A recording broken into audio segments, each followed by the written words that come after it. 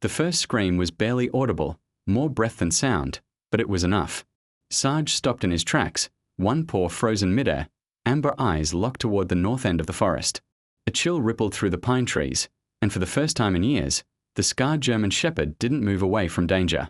He moved toward it. 3 years ago, Sarge had walked into these woods a ghost.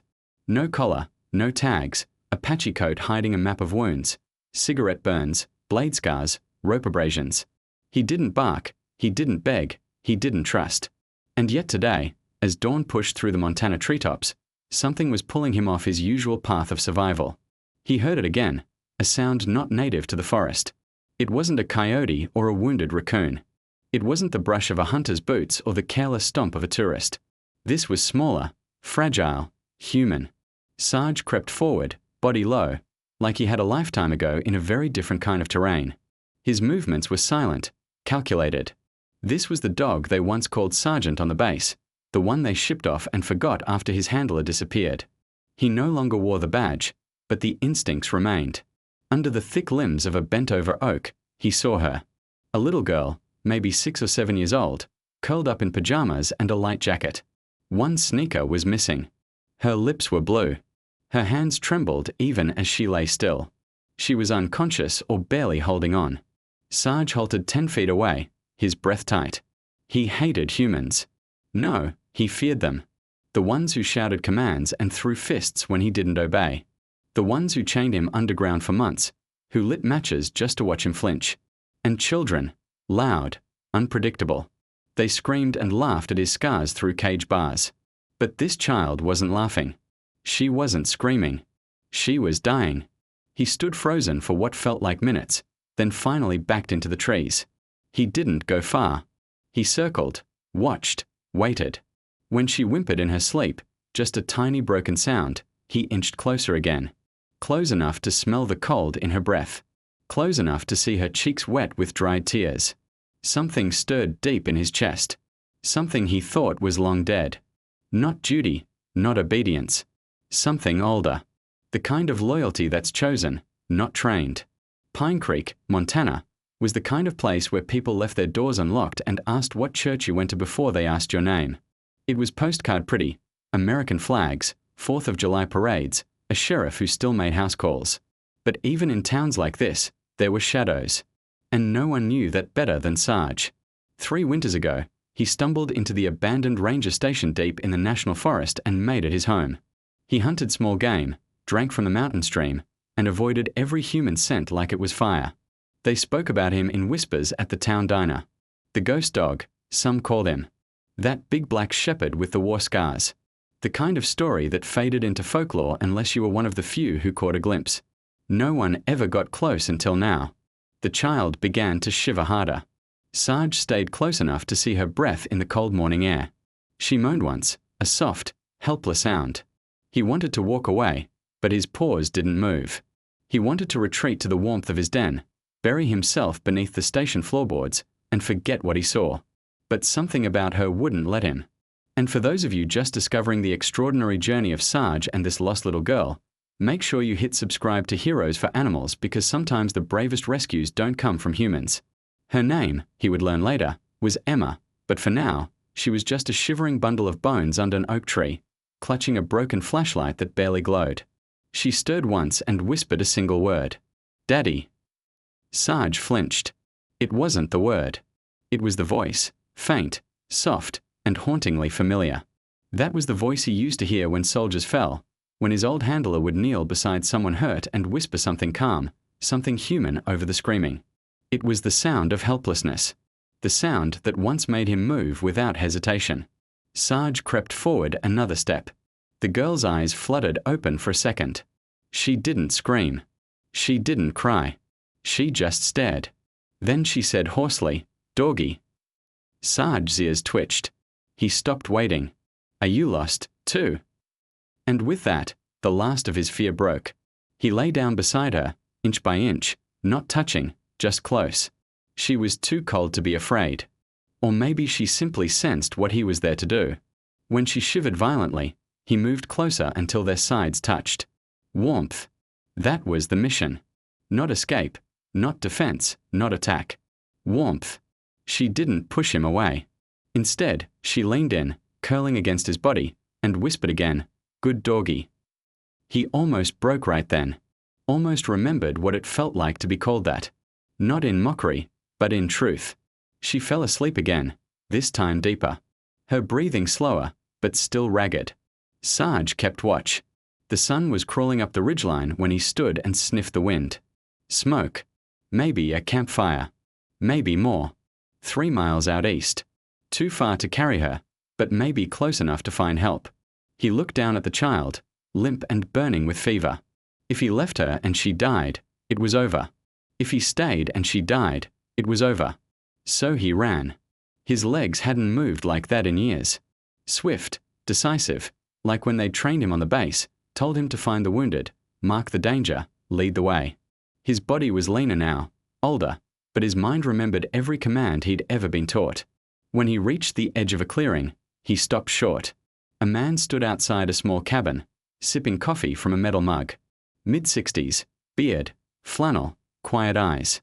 Sarge stepped forward, slow, deliberate. The man froze. "Jesus," he said, lowering the mug. "Where the hell did you come from?" Sarge barked once, then again. He turned, walked 10 steps, then turned back. The man stared. "You want me to follow you?"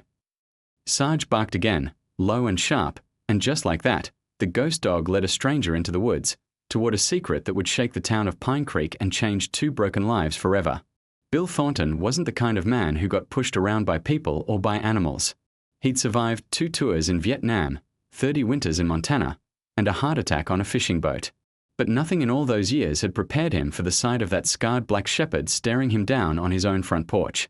"Hell of a dog," he muttered, setting his coffee mug down and grabbing his coat. He didn't know why he was following the animal. Maybe it was the urgency in the dog's bark. Maybe it was the way he looked at him like a soldier trying to speak across species. Or maybe it was the ghost of his younger self, buried under years of silence and solitude, stirring at the idea that something still needed him. Bill grabbed his rifle, more out of habit than fear. Whatever the dog had found, it was serious. That much was clear. "Let's go, boy," he said. "Lead the way." The dog, Sarge, though Bill didn't know his name yet, took off at a brisk pace, pausing just often enough to make sure the man kept up.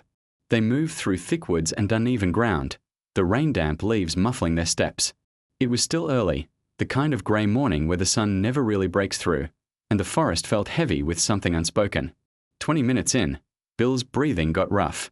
"You better not be leading me to a squirrel, dog." Sarge didn't stop. Another 5 minutes, and the trail curved around a massive fallen tree. That's when Bill saw her. A little girl, pale, barely breathing, curled beneath the gnarled roots of an oak like she'd been tucked there by God himself. Her pajama pants were soaked through, her hair tangled with leaves. A cheap backpack sat beside her, half unzipped. "Oh Lord," Bill breathed, dropping to his knees. "Sweetheart." The girl stirred but didn't speak. "She's burning up," he muttered, reaching out to check her pulse. "How long's she been out here?" Sarge stood beside her like a statue. Close, protective, silent. "You stayed with her all night." The dog didn't answer. Didn't need to. Bill didn't waste another second.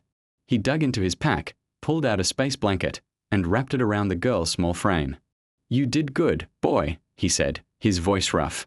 "Real good." Then he reached for the sat phone he kept for emergencies, the one he hadn't used in over a year. "This is Bill Thornton up on Ridgeback Trail near the old ranger station. I've got a child, maybe 6 years old, severe hypothermia, fever. We need medevac now." The dispatcher's voice crackled through the static. "Copy that. Sending Pine Creek Med Chopper. ETA 20 minutes. Stay put."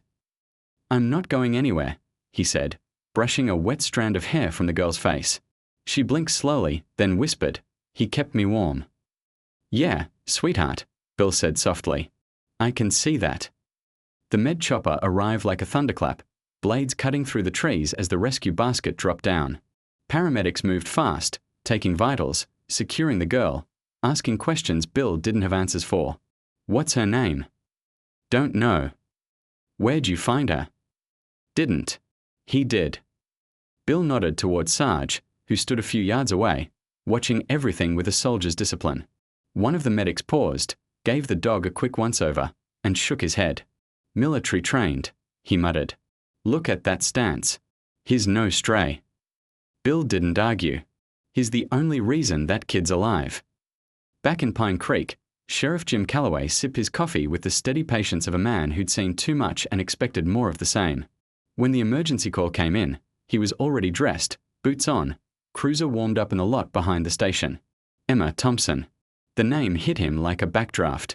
She'd only been in town a couple of months, moved in with her stepmother after her dad, Frank Thompson, was reported MIA in Afghanistan. The kind of case that made your gut twist even without all the pieces. He drove straight to the hospital. When he got there, the scene was tense.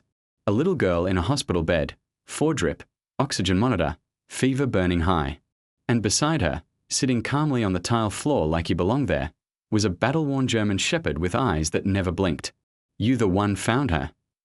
Calloway asked the older man near the window. "Not me," Bill said. "He did." The sheriff studied the dog. The scars, the posture, the unspoken intelligence. That dog seen things. Bill nodded. So is the girl.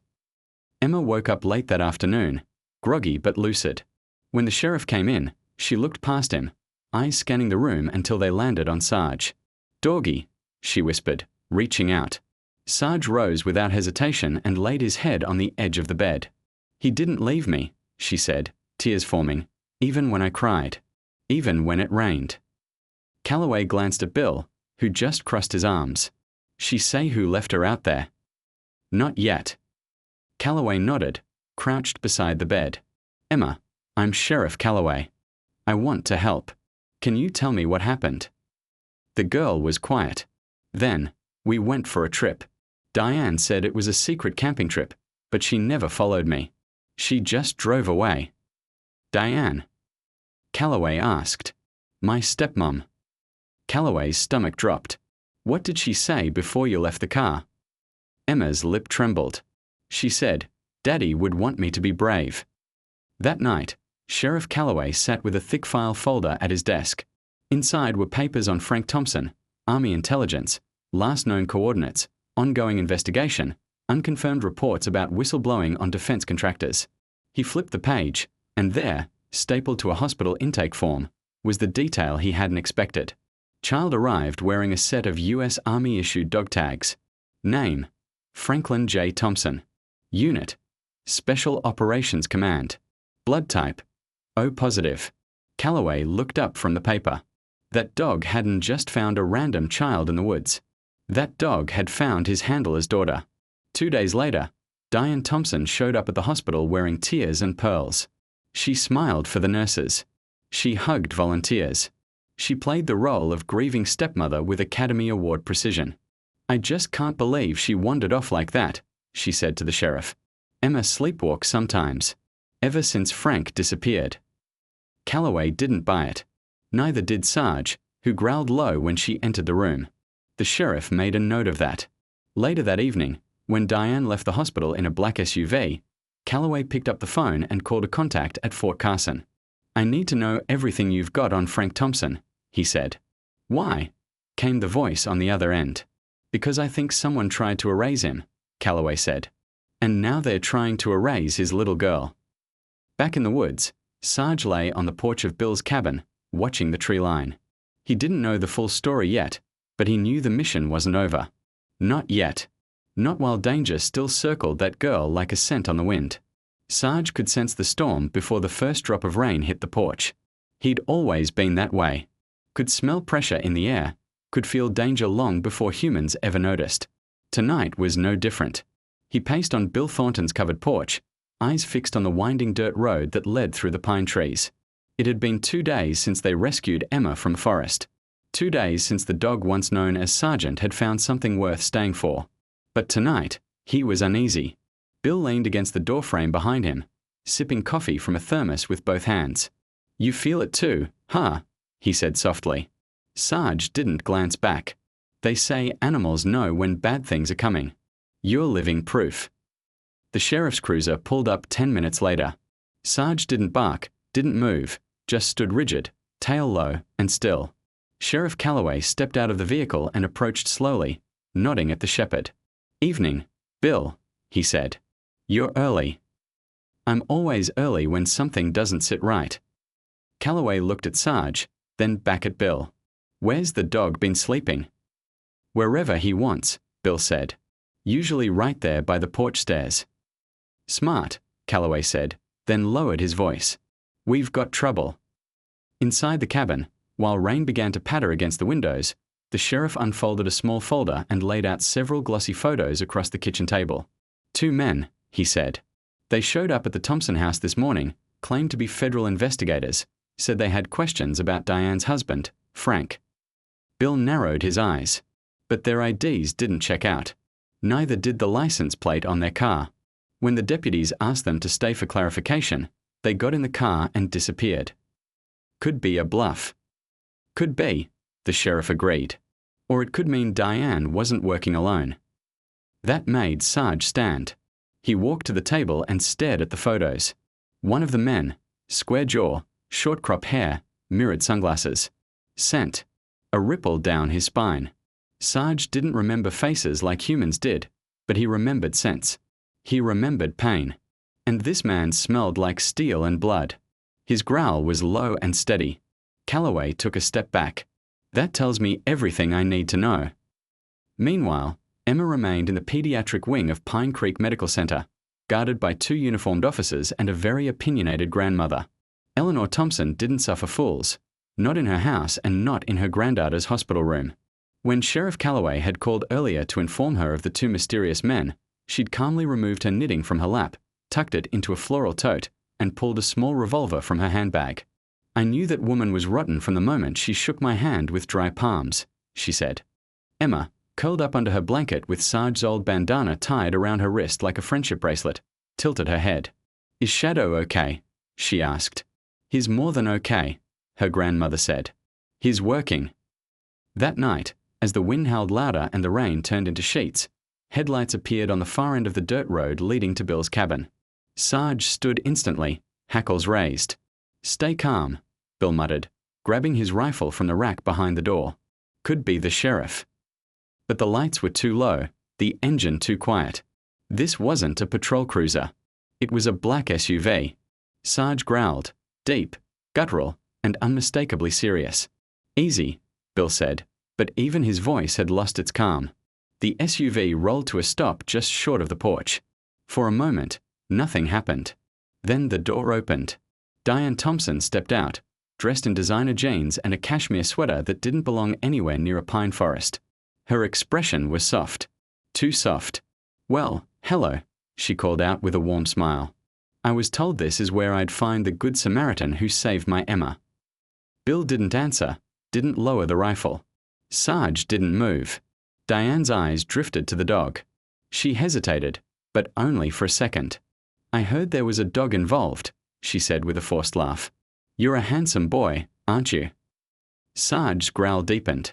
Bill stepped forward. I think you'd better explain what you're doing here."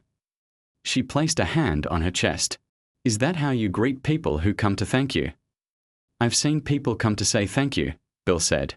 "They don't usually show up in the middle of a storm, uninvited, with bodyguards in a black SUV." The word bodyguards made her flinch. "What do you want, Diane?" "I want to take my daughter home." "She's not your daughter." Diane's smile dropped. "You have no idea what you've stepped into," she snapped. "I'm beginning to," Bill said. That's when she reached into her purse. Bill raised the rifle, but Sarge moved faster. With a leap that defied his years and his injuries, he launched from the porch and slammed into Diane mid-reach. Her purse went flying. She hit the mud hard. Sarge stood over her, growling, teeth bared, waiting for Bill's call. "Stand down," Bill said. "You did your part." Sheriff Calloway's vehicle appeared moments later, lights flashing through the storm. He stepped out with another deputy, both armed. "Diane Thompson, you're under arrest," he said calmly. "For what?" she gasped. "For attempted murder, conspiracy to commit fraud, and abandoning a child in a national forest." The deputy cuffed her and led her to the cruiser. As the SUV idled in the background, Sarge turned to Bill and sat, panting. "You knew," Bill said softly, crouching down beside the dog. You knew what she was. Back at the hospital, Emma woke in the middle of the night, tears streaming down her face. Shadow, she whispered, trembling. He's in danger. Her grandmother sat up instantly. It's just a dream, baby. Emma shook her head. No, it's not. He needs me. Later that week, when Diane's arraignment made the front page of the local paper, people in Pine Creek started whispering about more than just the ghost dog. They started wondering what Frank Thompson had uncovered before he went missing, why his daughter had been targeted, why his military working dog had somehow found her. The sheriff, Bill, and a handful of trusted agents began quietly following the money trail, one that led straight to a defense contractor with government ties and a multi-million-dollar contract in jeopardy. But while the grown-ups worked, Sarge did something he hadn't done in years. He rested. He curled up beside Emma in her hospital bed, let her stroke his ears, and closed his eyes. Not all the battles were over, but for the first time in years, he wasn't fighting alone. The storm had cleared by morning, leaving Pine Creek blanketed in mist and puddles. Sarge stood outside the hospital's pediatric wing, his scarred frame framed by the low morning sun. His posture was straight, steady, but his eyes never left the door. Inside, Emma was sleeping, finally, after 2 straight nights of tossing, crying, and waking up to whisper his name, Shadow. Sarge hadn't heard that name in years. Not since Afghanistan. Not since his handler, Frank Thompson, went missing during an extraction mission that never made the news. The name had been used like a call sign, spoken with trust, with purpose. Now it came from a 6-year-old girl wrapped in hospital blankets and trauma.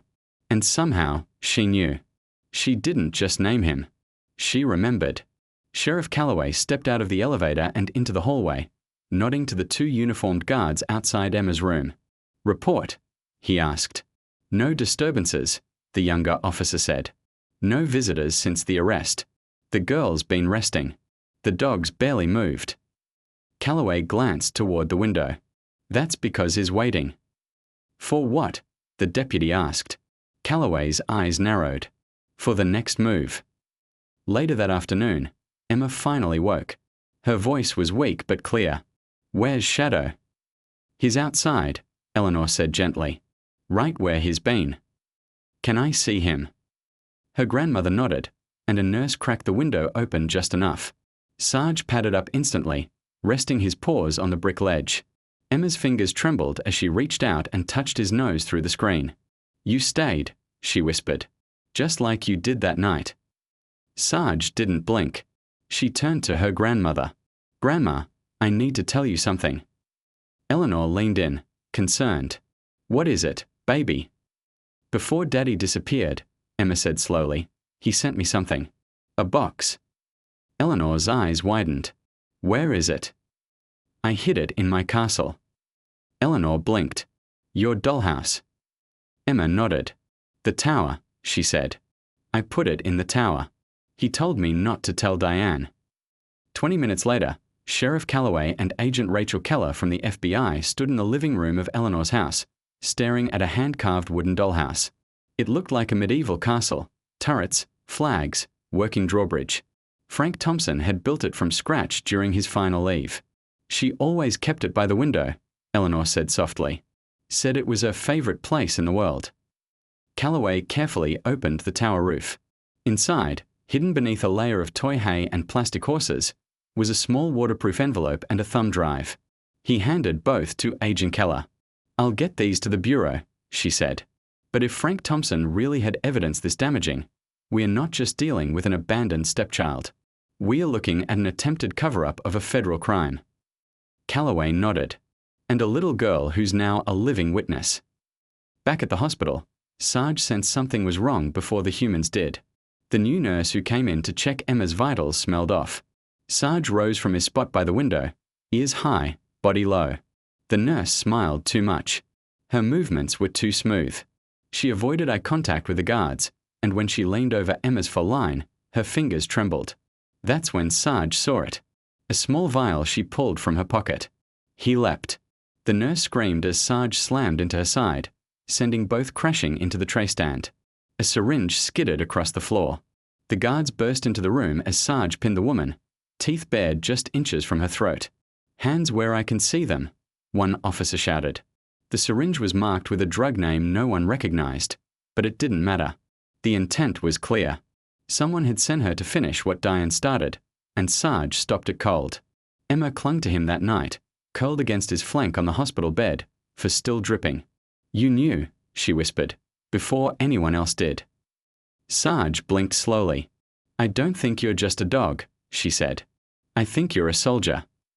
The documents from the dollhouse turned everything upside down. Inside the envelope was a signed affidavit, dates, locations, names, evidence of illegal weapon sales through a contractor named Vortec Industries. The thumb drive, audio files, Frank Thompson's voice describing the operation in detail. Frank wasn't missing. He was hiding. 3 days later, Sheriff Calloway got a call from an encrypted line. A man's voice, calm but strained. "You have my daughter." Calloway didn't respond at first. "I have the files," the man said, "but I need to know she's safe." "Where are you?"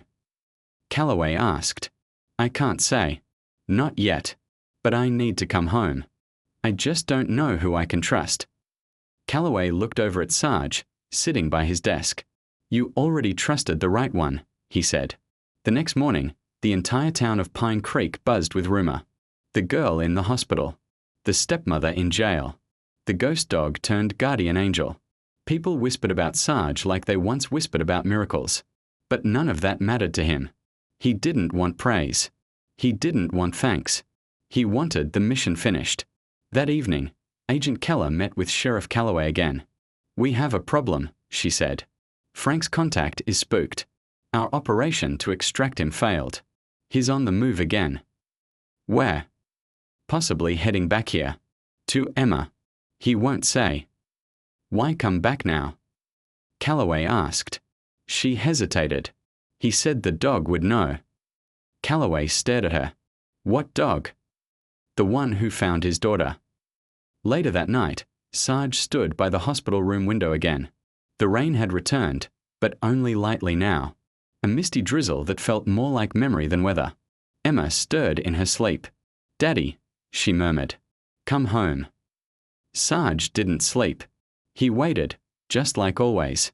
The night before he returned, everything in Pine Creek felt like it was holding its breath. Sarge stood on the front porch of Eleanor Thompson's home, his eyes fixed on the tree line.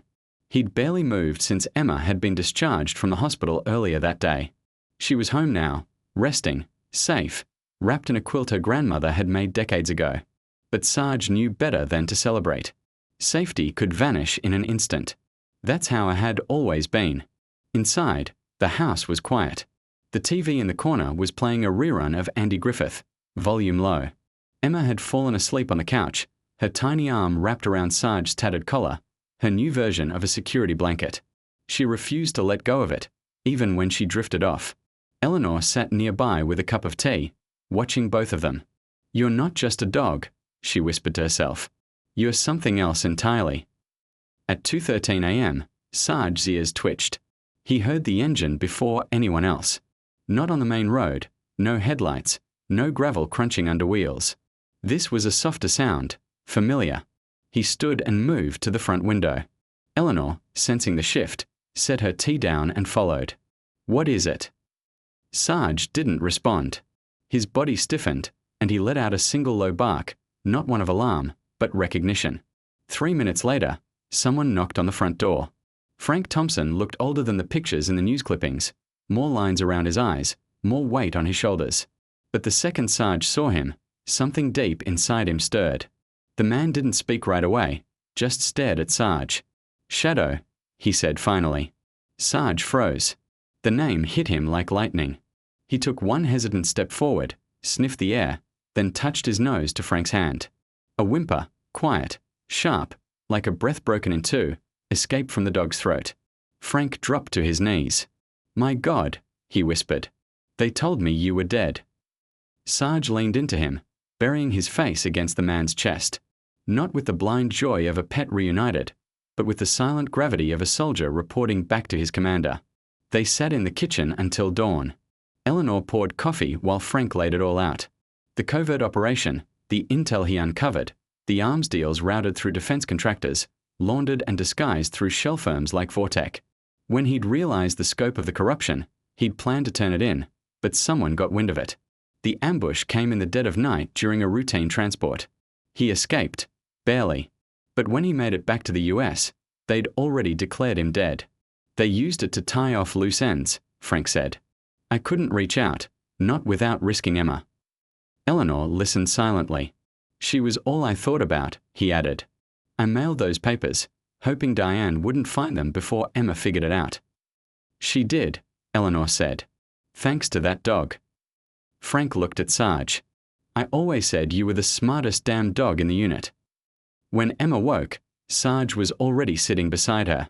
Good morning, Shadow, she said sleepily. Frank stepped into the room. Emma blinked.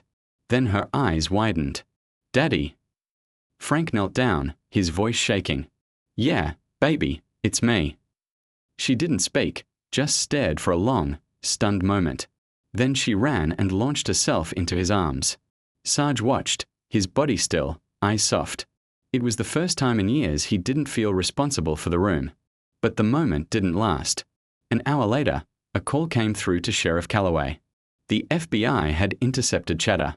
Someone connected to Vortec had sent operatives to Pine Creek. They were coming not for Frank, but for Emma. They knew she'd survived. They knew the files had resurfaced, and they weren't going to leave loose ends again. That night, Pine Creek wasn't quiet. Sheriff Calloway had half his department patrolling rural roads. Bill Thornton came out of retirement and positioned himself at the edge of town with night vision binoculars. The FBI set up a mobile command post in the back of a feed store. It was the closest thing the town had ever seen to a lockdown. But at the Thompson house, things were calm. Frank was packing. What are you doing? Eleanor asked. I'm not putting my daughter in danger again, he said. They want me. I'll lead them out. You'll be killed. Not if Shadow comes with me. Sarge stood at the door, already alert, already waiting. Frank looked at him. You ready to finish this? Sarge didn't wag his tail. He simply stepped forward. They left just before midnight, Frank behind the wheel of a beat-up pickup, Sarge in the passenger seat. The plan was simple. Make enough noise, head south toward the state line, let the FBI pick up the trail, lead the wolves away from the girl. They didn't make it 5 miles before headlights appeared behind them. A black SUV. Then another. Frank gunned the engine. Hang on. Sarge stood up in the passenger seat, bracing himself. They took a back road, an old timber trail, barely wide enough for a sedan. It was muddy, sharp turns, thick brush. But Sarge knew the area. He barked once, sharp and loud. Frank followed the cue, turning left onto an overgrown path. The SUV behind them skidded, unable to make the turn. The second kept on. Frank took a breath. Then the second SUV rammed them from behind. The truck spun sideways. Frank hit the brakes, tires screaming. The vehicle slid into a shallow ditch. Frank grabbed a pistol from under the seat. Let's go. He opened the door. But Sarge was already gone. The next minute unfolded like a war movie. The SUV stopped. 2 armed men stepped out. Sarge emerged from the darkness like a missile, launching full speed into the nearest attacker. The man fired once, missed, then dropped as Sarge clamped down on his arm with terrifying precision. Frank took down the second man with 2 quick shots, disarming, not lethal. The forest fell silent, blood mixed with mud, but Sarge was still standing. Barely. His side was bleeding. Frank rushed over. No, no, no, Shadow. Sarge didn't whine, didn't collapse. He leaned his weight against Frank, looked him in the eyes, and nodded. Just once, like mission complete.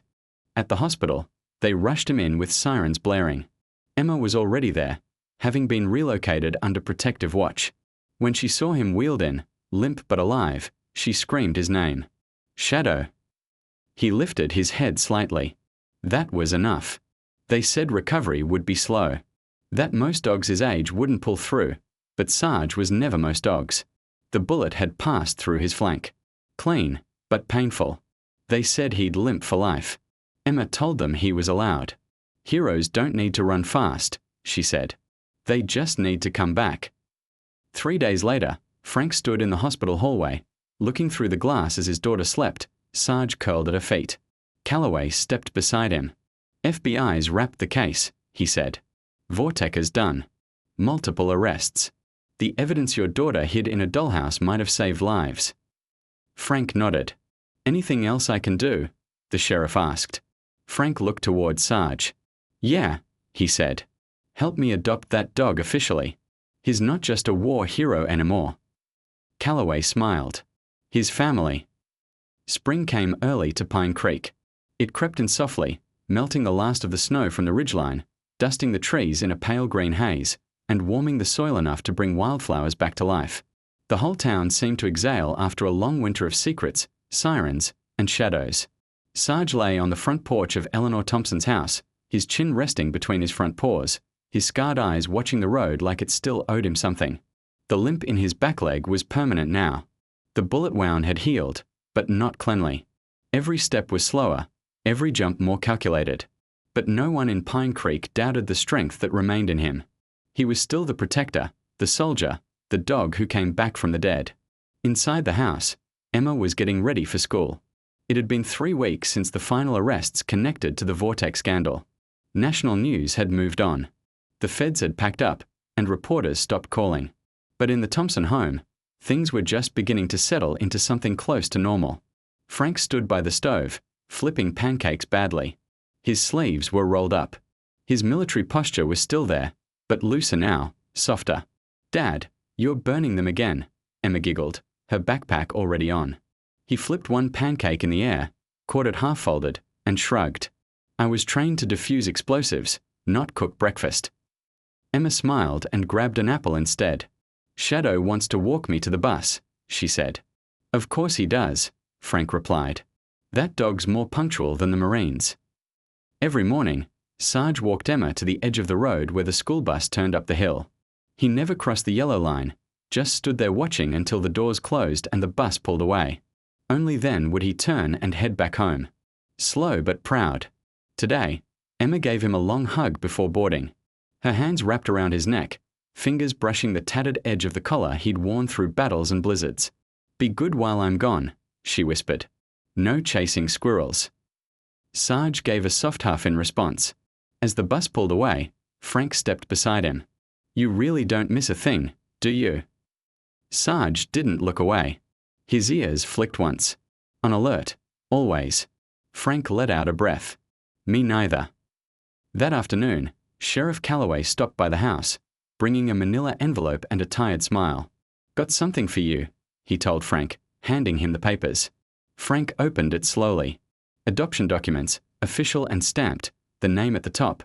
Sarge, formerly Shadow. He's yours, Calloway said. No red tape, no more military files, no tracking chip. He's free, and he's home. Frank looked down at the dog lying beside the porch swing, his head tilted, eyes tired but focused. Thanks, Frank said. He's earned it. That night, as the sun set over the mountains and the air cooled just enough to see your breath, Frank stood in the yard alone, gazing up at the sky. The stars were coming out, one by one. Sarge padded out to join him, slow but steady. Didn't think I'd ever come back here, Frank said softly. Didn't think I'd ever be a dad again, or a son, or anything more than a ghost. Sarge lay beside his feet. I owe you, Frank whispered. Not just for saving Emma, but for never giving up. The dog's eyes flicked upward. A slow blink. Then he rested his head against Frank's boot. No words, no ceremony, just understanding. 2 weeks later, Pine Creek Elementary hosted its annual Hero Day assembly. Normally, it was a small event. Local firefighters, retired veterans, maybe the town's one EMT with a working defibrillator. But this year, the gym was packed. The principal cleared her throat at the microphone. Today, we honor someone who didn't wear a uniform but still fought a war. Someone who didn't carry a weapon but protected one of our own. A soldier with 4 legs and the heart of a lion. The side door opened. Emma stepped in, holding Sarge's leash. The entire gym fell silent. Children gasped. Parents stood. A few people even wiped tears. Sarge walked with a slow, deliberate limp. Head held high, ears perked. Not because he wanted the attention, but because Emma did, and where she went, he followed. Always. The children gathered around him afterward, touching his ears, asking 1,000 questions. He sat quietly, letting them. He wasn't afraid anymore. Not of hands, not of noise, not of the past, because he'd already been through the worst, and he'd come out the other side. That evening, Bill Thornton stopped by the house. He didn't come often anymore, said it was Sarge's job now, but tonight he brought a small wooden box. Had this made, he said, handing it to Emma. Inside was a polished brass tag mounted on a strip of reclaimed wood. It read, Sergeant Sarge, MWDST 7623, loyal beyond duty, brave beyond fear. Home at last. Emma hugged the box tight. Sarge nosed her arm gently. Time passed. The seasons turned. Sarge didn't chase tennis balls anymore. Didn't run full speed through the backyard like he once did. But every night, he lay on the floor beside Emma's bed, one ear always tilted toward the door. On summer evenings, Frank would sit on the porch with him, beer in hand, watching the stars come out. They never spoke much. They didn't need to. On Sundays, they'd walk by the edge of the woods together, where the trees still whispered of that night, the night Sarge chose love over fear, purpose over pain. He'd been abandoned once, but he'd never been alone again. Years later, when Emma was asked to write a college essay about a hero who changed her life, she didn't hesitate. She titled it The Dog Who Stayed. Thank you for following this emotional journey of loyalty, courage, and healing. We hope the story of Sarge reminded you that even the most wounded among us can become protectors, and that sometimes family isn't who we are born to, but who we choose. Now, we'd love to hear from you. What would you have named the dog if you had found him in the forest that day? Would you have trusted him? Let us know in the comments. And don't forget to subscribe for more real and inspired stories.